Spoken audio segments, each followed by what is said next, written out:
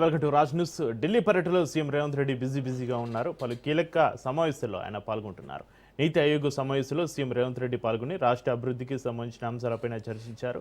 ప్రధానమంత్రి నరేంద్ర మోడీని కలిశారు. రాష్ట్రపతి భవన్లో ఈ భేటీ జరిగింది. ఈ సమావేశంలో పెండింగ్ ప్రాజెక్టులు, రాష్ట్రానికి రావాల్సిన నిధులపైన కీలక చర్చ జరిగింది. అదేవిధంగా కేంద్ర మంత్రి మనోహర్ లాల్ ఖట్టర్తో కూడా సీఎం రేవంత్ రెడ్డి సమావేశమయ్యారు. రాష్ట్ర అభివృద్ధి, కేంద్ర సహకారం అంశాలపైన ఈ భేటీలో కీలకంగా మారాయి.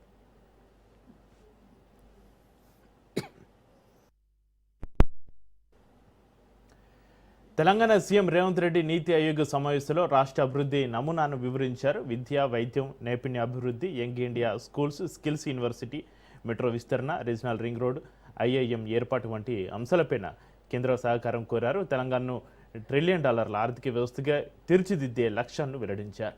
నీతి ఆయోగ్ గవర్నింగ్ కౌన్సిల్ సమావేశం అనంతరం జరిగిన ఈ భేటీలో రాష్ట్ర అభివృద్ధికి సంబంధించిన పలు అంశాలపైన చర్చించారు.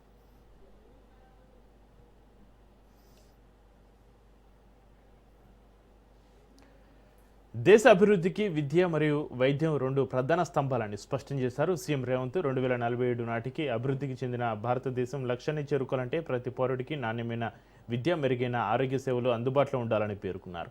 ప్రజల పురోగతి దేశ పురోగతికి పునాది అని, విద్యావంతులైన, ఆరోగ్యవంతులైన పౌరులే ఆర్థిక అభివృద్ధికి ప్రధాన శక్తిగా మారతారని అభిప్రాయపడ్డారు.